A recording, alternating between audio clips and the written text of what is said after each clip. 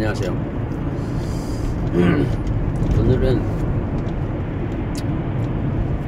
우리 내부에서 발생하는 그 불안에 대해서, 불안이 어떻게 우리한테서 발생하는지 그거 한번 얘기하려고요.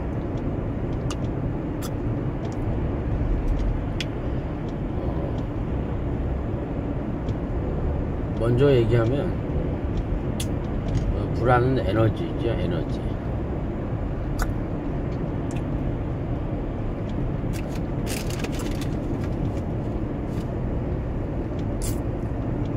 확대 해석하면 이제 죽음이고, 죽음과 불안은 같은 거예요, 거의.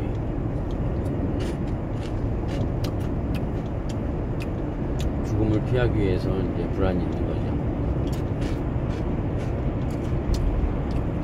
근데 전에 얘기했듯이 죽음이 모든 거를, 인간의 모든 감정과 행위를 만들어내기 때문에 죽음이란 게, 죽음도 에너지예요.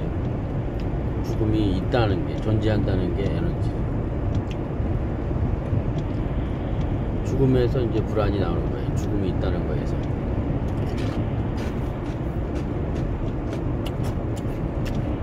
너무 과학적인 불안이 발생하는 게.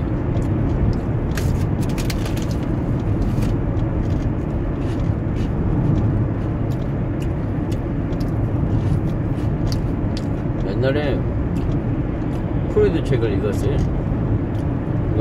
거기에 무의식과 뭐 의식 뭐 이런 얘기가 나와요. 오래전에 읽어가지고 뭐 자세한 기억을 안 나는데 재밌었죠.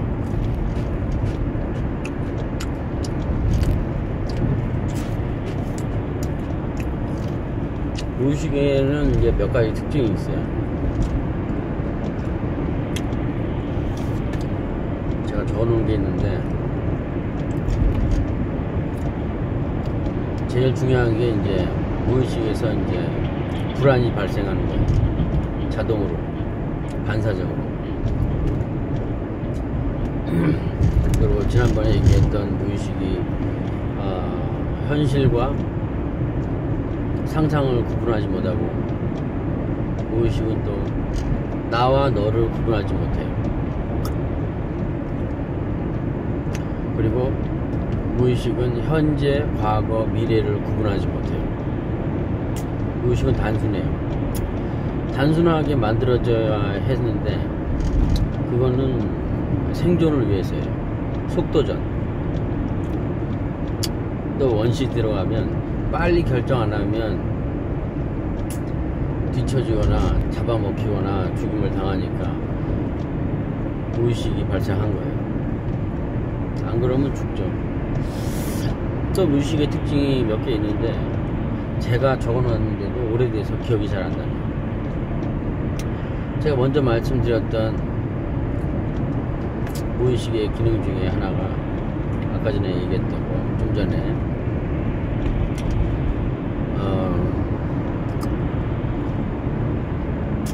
뭐였나, 또 까먹었네. 이론이 어떻게 다 기억하겠어요.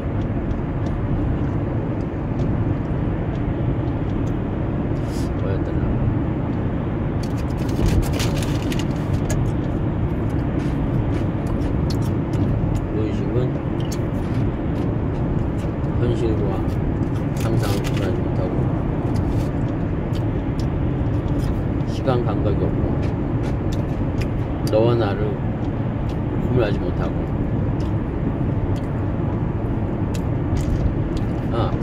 불안에 대해서 이렇게 했었는데 그새 까먹었네 그거.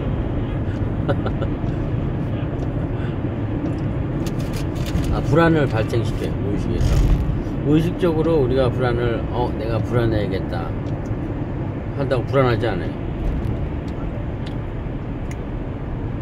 오랜 반복으로 암시를 걸거나 그러면 불안도 뭐 사라질 수 있고, 서서히. 그런데 지금 불안하지 말아야겠다 했을 때 뭐 불안하지 않거나 의식적으로 컨트롤할 수가 없죠. 다 경험하셨을 거예요. 불안, 공포 이런 거를 컨트롤할 수가 없어요. 단시간에. 의식이 컨트롤할 수는 없어요. 왜 불안이 뭐냐면, 우선 무의식의 그 구조가 어떻게 되냐면, 제 생각에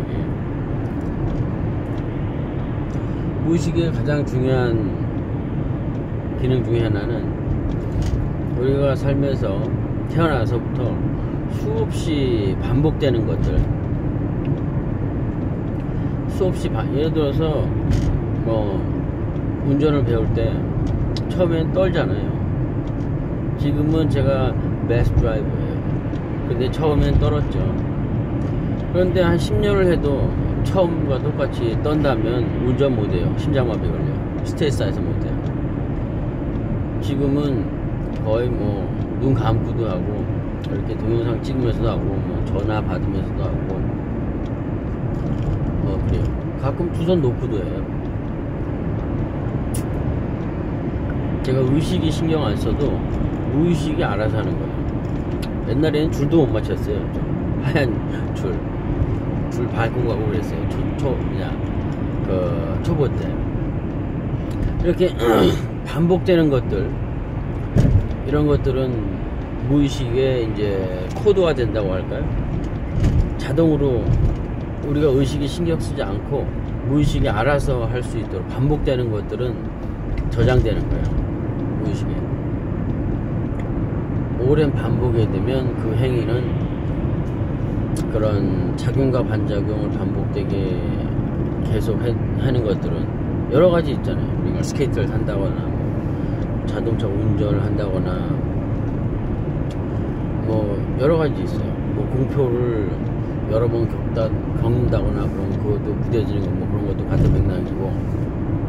그래서 이제 반복되는 것들이 무의식에 자동 반사적으로 결과를 이렇게 표출한다고 할까? 자동 반사적으로 할 수 있도록 의식이 신경 안 쓰고. 그래서 의식이 신경을 쓰면 에너지가 많이 소비돼요. 거의 제가 이제 옛날에 들었는데, 우리가 들이마시는 산소의 상당 부분을 머리에서 쓴대요. 제가 봐서는 의식이 이걸 컨트롤하면서 쓰는 것 같아요. 에너지 소비가 너무 많고, 그러니까 반복되는 것들은 무의식에 프로그램돼서 코드화 되는 거예요. 바로 반작용이 나올 수 있도록 그런 코드화된 그런 형태로 무의식에 저장되고, 그 다음에 이제 공포,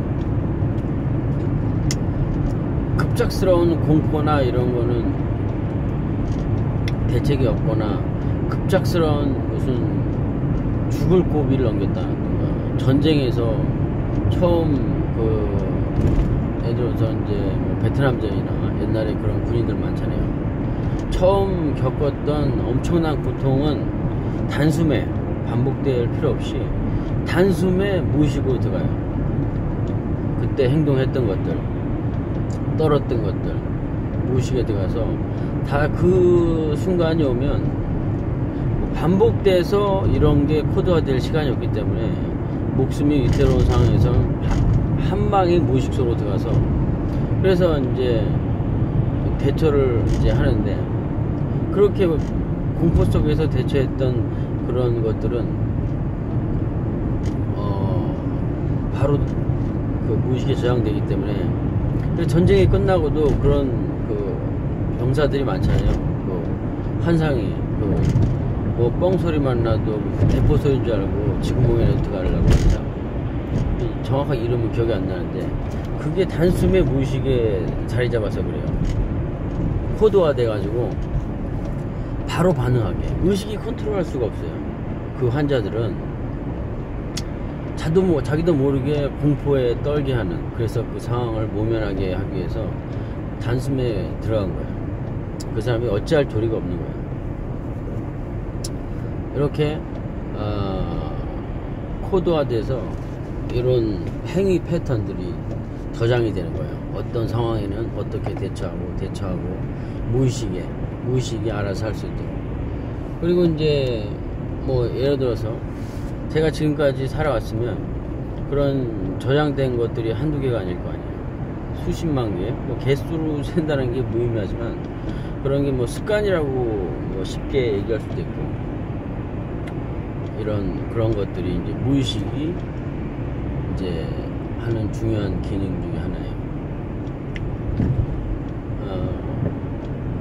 그런데 우리가 무의식대로 한다 그러면 그것도 역시 뭐 그것도 살아남기 위한 수단이지만, 이 세상의 자극들은 똑같은 게 하나도 없어요. 똑같은 내가 없고, 똑같은 자극은 하나도 없어요. 예를 들어서 나에게 뭐 화살이 날라온다 그러면 똑같은 화살도 없고, 옛날 철학 시간에 고등학교 때 했던 생각이 나네요. 그 선생님이 그랬어요. 철학 선생님이 오늘의 집신이 내일의 집신이 아니고, 어제의 집신이 오늘의 집신이 아니고, 집신이었나 신발이었나 그래요. 이 세상은 똑같은 건 없어요. 그래서 모든 거를 처리해야 되는데, 또 하나 생각났네요. 그 무의식의 기능이, 비슷한 것은 같도록 생각하는 거예요. 비슷한 것은 같다고 생각하는 거. 요게 좀 전에 얘기했던 거와 같은 맥락이에요. 똑같은 게 없기 때문에 대충 비슷한 거는 같게 대응을 해야 돼요. 안 그러면 죽어요. 똑같은 게 없기 때문에 대응을 할 수가 없어요. 저장을 할 수가 없어요. 그래서 이런 행위 패턴들을 대충 비슷하면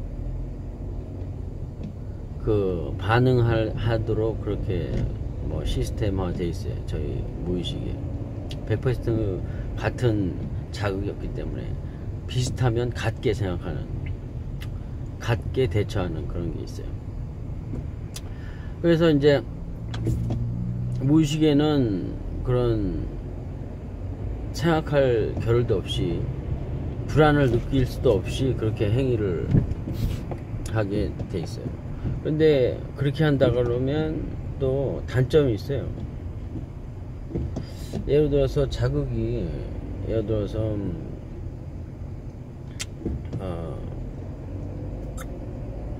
뭐 적당한 얘가 변수가 많기 때문에, 만약에 A라는 자극이 9번 왔어. 그래서 나의 반응 패턴으로 그 B라는 이런 반응을 함으로써 해결이 됐어요. 그런데 A 비슷한 어떤 게 자극이 왔어요. 그런데 비슷한 걸 같게 반응하기 때문에 그 처음에 했던 대응을 했을 때 큰 손상을 입었거나 뭐 그런 경우가 있잖아요. 그렇기 때문에 의식이 작동을 해야 되는 거예요. 만약에 조금이라도 뭐 약간 조금이라도 이게 다른 거냐 아닌 거냐 이거를 구분하는 거. 그래서 시간이 많이 걸려요. 의식은 그걸 구분해야 되기 때문에 대충 비슷한 건데 그 경계가 불분명하니까. 그래서 의식이 외부 자극을 검열을 하는 거예요. 외부 자극을 검열해요. 그래서 저한테 이제 100개의 행위 패턴이 있어요. 대응책이 있으면 그 어떤 A라는 자극이 왔을 때 내 패턴 중에 정확하면은 뭐냐, 정확하다기보다는 비슷하면 100개 중에 어떤 대응책을 바로 쓰면 되는데, 예를 들어서 이성적으로 아니 의식적으로 어떤 내부 자극에 대한 계산을 했는데, 의식이 속도는 늦지만 여러가지 그 시나리오를 그려서 이제 뭐냐 대응책을 마련하죠, 의식이. 그리고 제가 가지고 있는 예를 들어서 100개 중에 비교를 하는 거예요.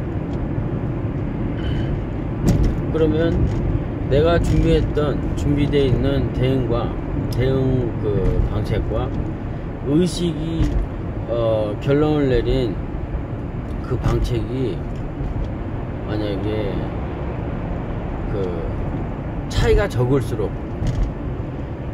불안은 적어져요. 무의식에서 발생하는 불안.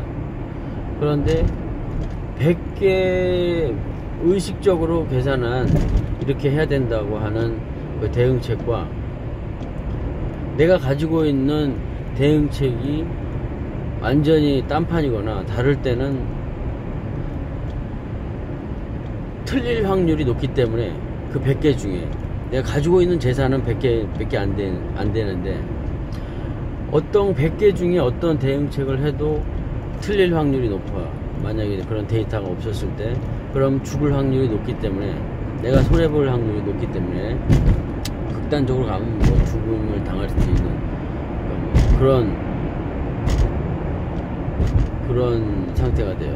그래서 그 의식 결정과 무의식이 가지고 있던 내 패턴과 다르면 다를수록 불안이 많이 발생하는 거예요. 불안이 많이 발생해서 그거를 저지시키는 거예요. 검증 과정을 거쳐야 돼요. 불안할수록 더 망설이고 검증을 해야 되는 거예요.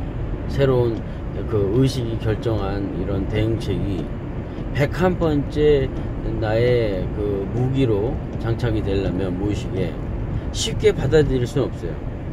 검증을 해야 나의 무기가 될 수 있는 거예요.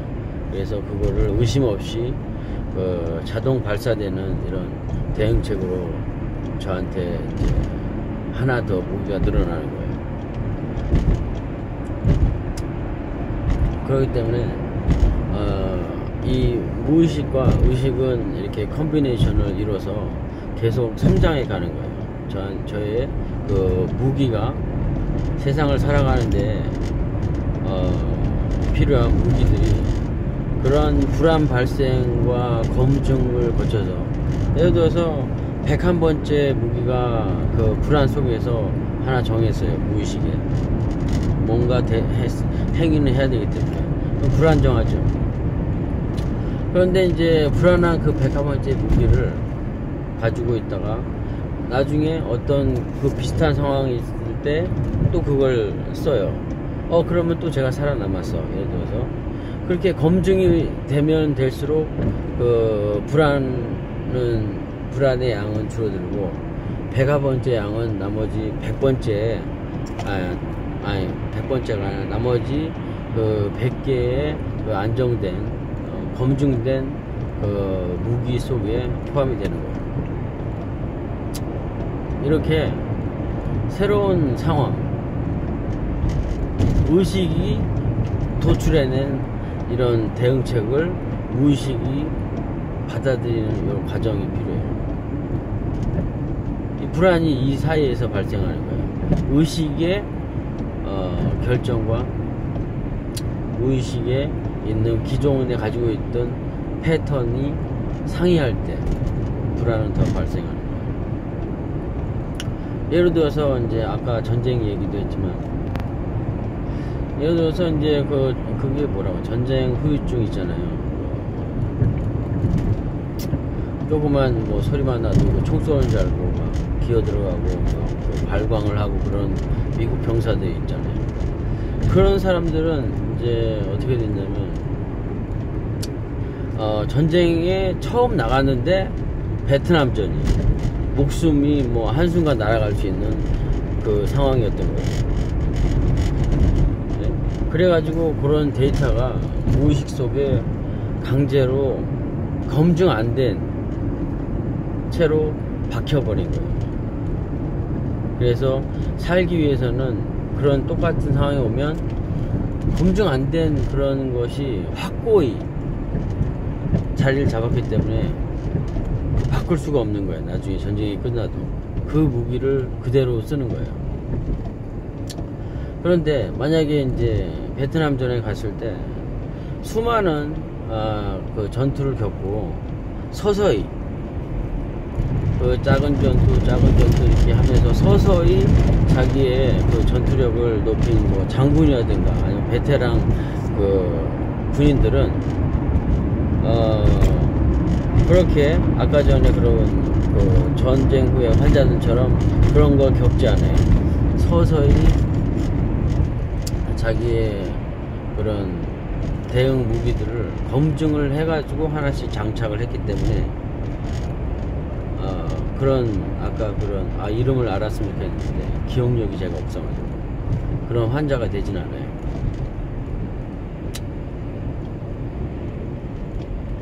이렇듯 그 불안이란 이렇게 발생하는 거예요. 서서히 조금씩 나의 그 패턴들을 모아갔을 때는 괜찮은데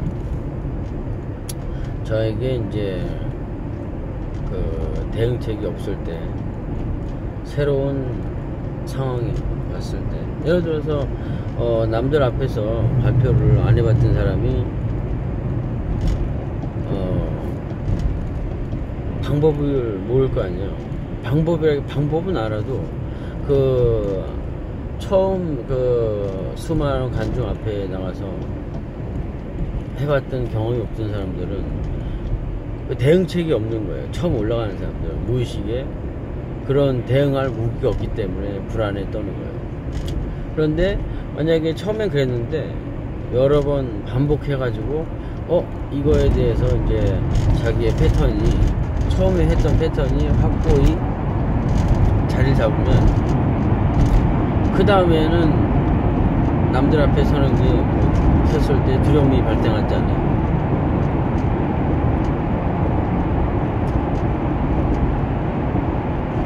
이게 이제 제가 생각하는 불안의 원인이에요. 불안의 발생 과정. 불안도 이제 뭐 다 아시다시피 생존을 하기 위한 시스템이죠.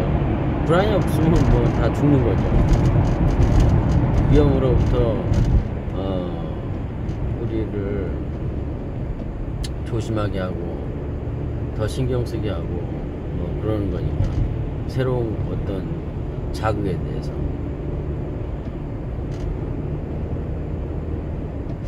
이건 제가 이제 정리를 하지 않고 그냥 막 말하니까 두서가 없는 거기도 한데 불안은 이게 다예요. 불안 속에는 이제 불안은 한 가지고 다음에 얘기하겠지만 사랑도 불안이고 기쁨도 불안의 종류. 전체적으로 불안. 불안이라고 하기보다 이제 불안정함이죠. 기쁨도 불안정. 슬픔, 노여움, 뭐 이런 거 다 불안정함이에요. 불안의 일종이라고 저는 생각하고 있어요. 불안하지 않은 거는 뭐 돌덩이, 뭐 죽은 나무 이런 거는 불안하지 않죠. 근데 불안이 근본적으로 우리 에너지니까 불안정하지 않은 생명체가 없죠. 불안은 이렇게 나오는 거예요. 모든 것을 만들죠.